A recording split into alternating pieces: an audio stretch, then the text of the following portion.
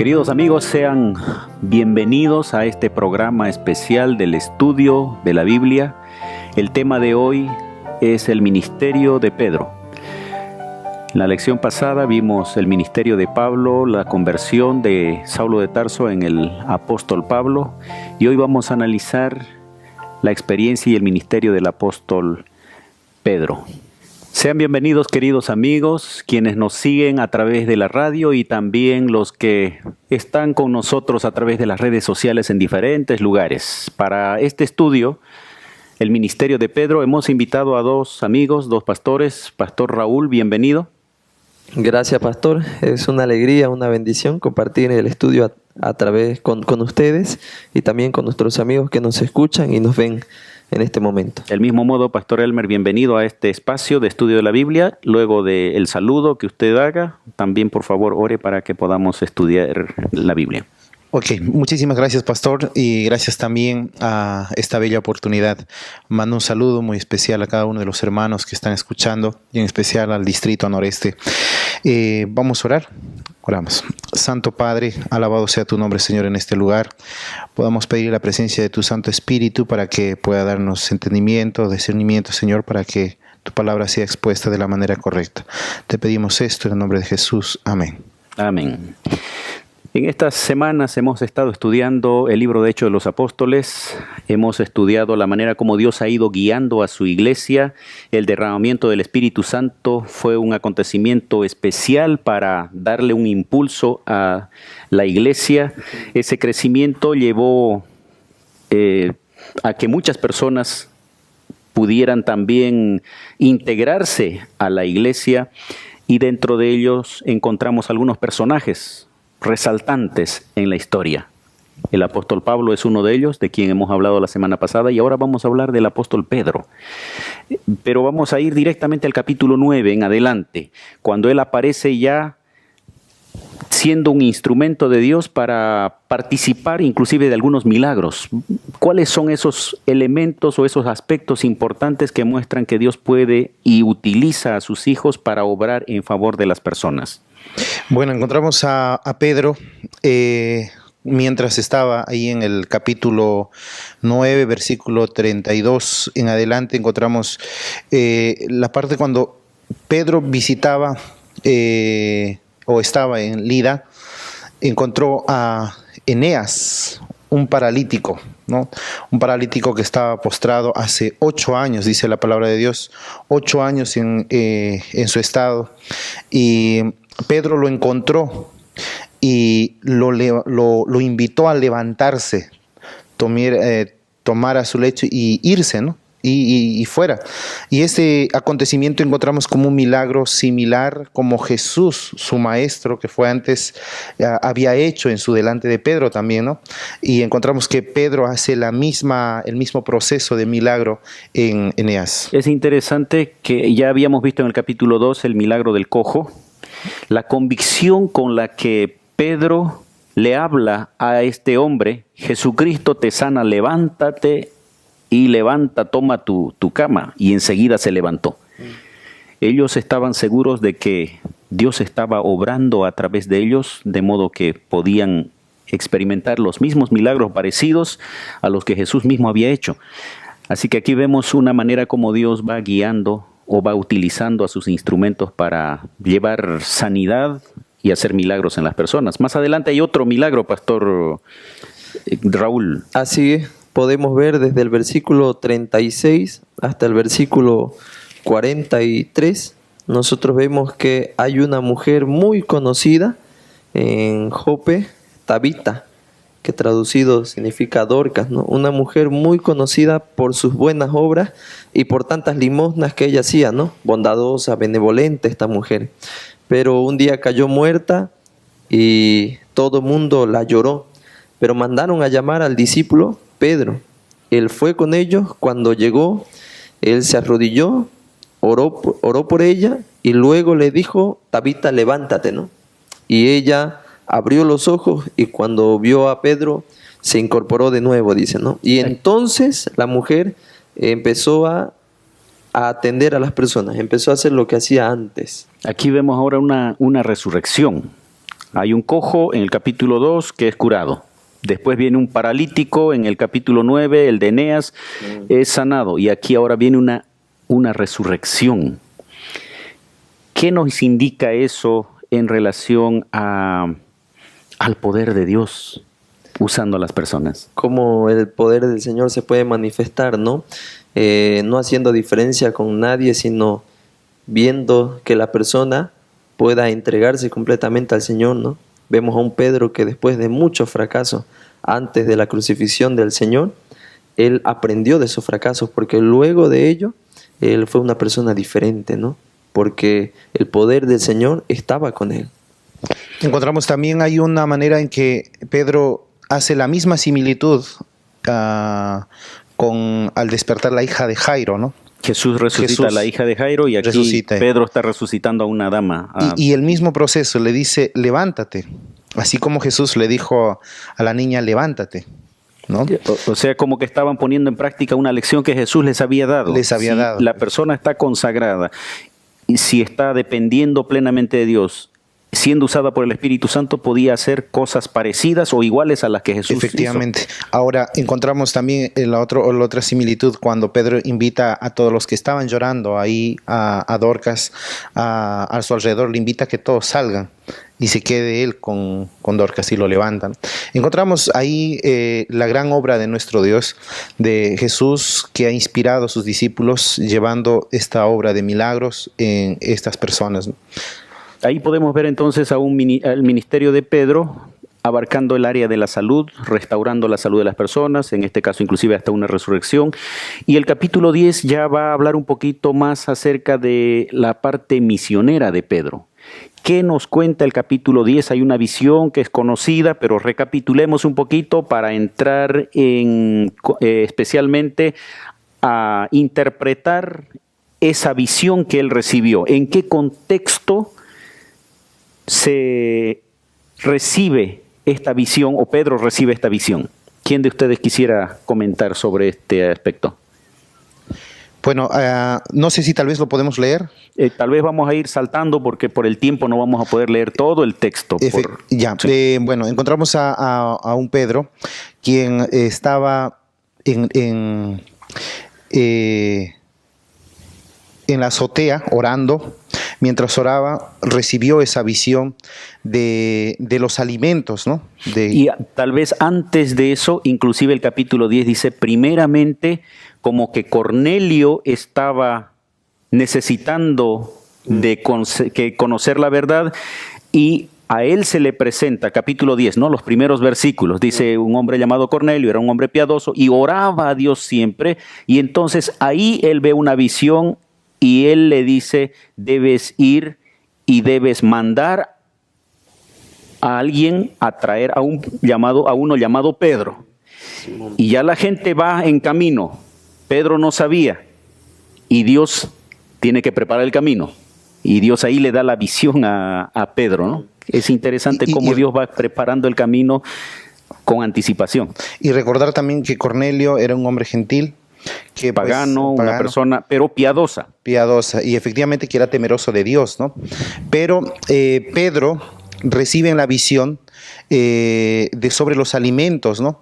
Y recibe esa enseñanza de que él no debía de discriminar a nadie. ¿Cómo era la visión? ¿Qué es lo que había en esa visión? Que le aparece varias veces. Había muchos animales, de todo tipo. Reptiles, cuadrúpedos, de todas las clases, aves, y estaban colgando como de un lienzo, dice. Así es. Y la voz le decía, no llames inmundo. O mata y come, y no llames inmundo lo que yo he limpiado. Correcto. Entonces ahí puede que haya una confusión, que eso habla sobre los alimentos, pero no es así. La lección va más allá, es una lección misionera, evangelística, de que tanto judíos como gentiles era permitidos, ellos podían aceptar, conocer la verdad, y que los judíos tenían que aceptar a los gentiles.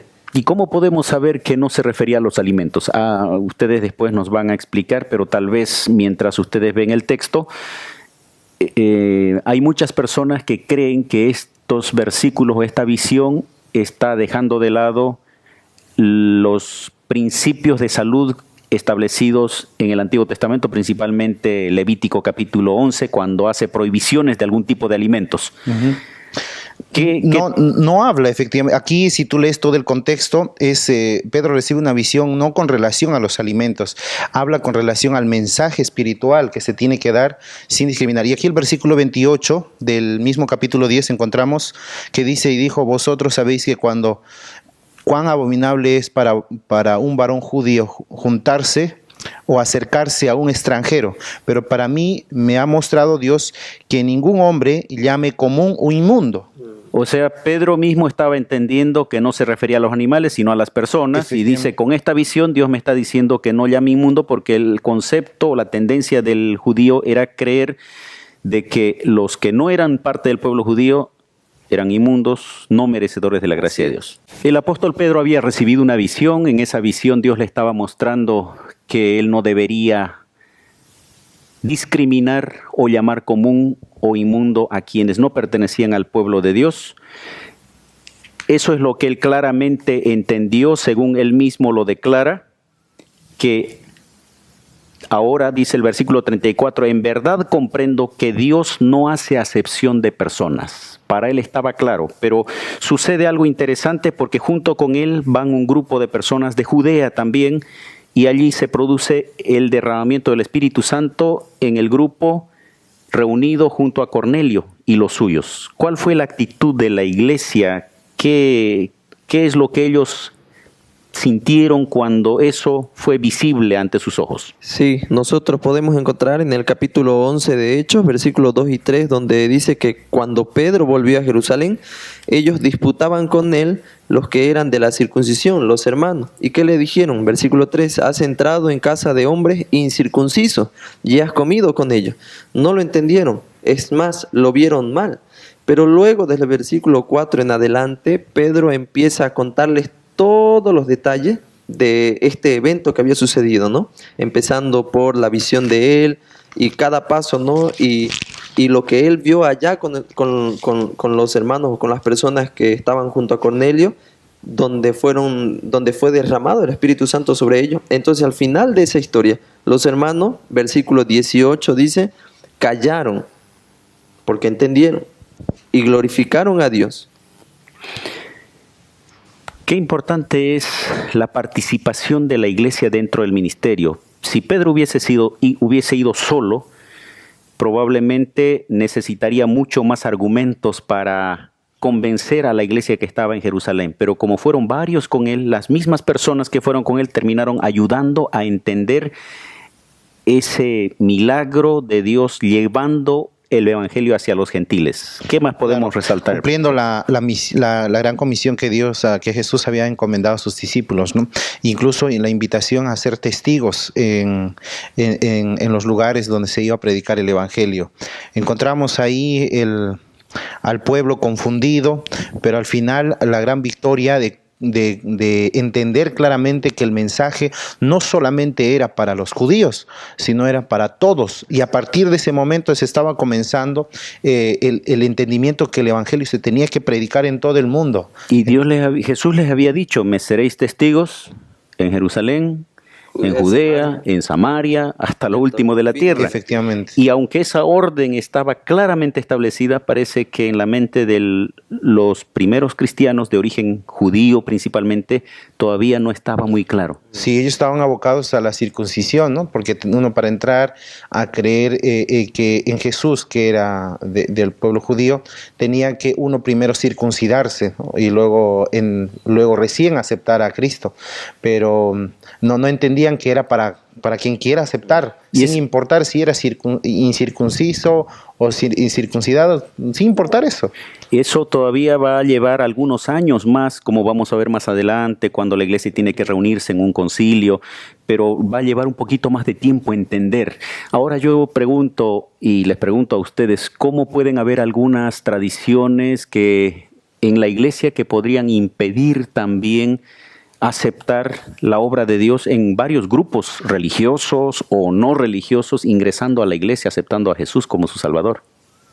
De seguro que hay en nuestra iglesia, ¿no? En diferentes lugares donde estén, las hay. Pero tenemos nosotros seguridad de que al final el Espíritu Santo sigue tomando el control, teniendo el liderazgo de nuestra iglesia. Y en los tiempos debidos, mejores que Él ve, hace comprender a su iglesia y al final vamos y marchamos como el Señor quiere. Y la iglesia fue creciendo con la bendición de Dios en diferentes lugares. El capítulo también habla de la iglesia, como el crecimiento de la iglesia en Antioquía, pero vamos a ir a la parte final cuando comienzan a desatarse persecuciones. Cuando la iglesia predica, cuando los hijos de Dios comienzan a hablar acerca de sus verdades, el enemigo también suscita oposición, persecución. El capítulo 12 habla de esto. ¿Cómo podemos nosotros entender, a pesar de la persecución ahí, que la mano de Dios está permanentemente con su pueblo? Bueno, yo creo, ¿no? Encontrando el capítulo 12, una vez encontrando que Jacobo fue asesinado por el rey Herodes, ¿no? También tuvo el mismo plan de asesinar a Pedro, quien era el predicador en ese entonces, e incluso resguardó con varios soldados y para que sea protegido, ¿no? Y pueda cumplirse su hazaña del rey Herodes.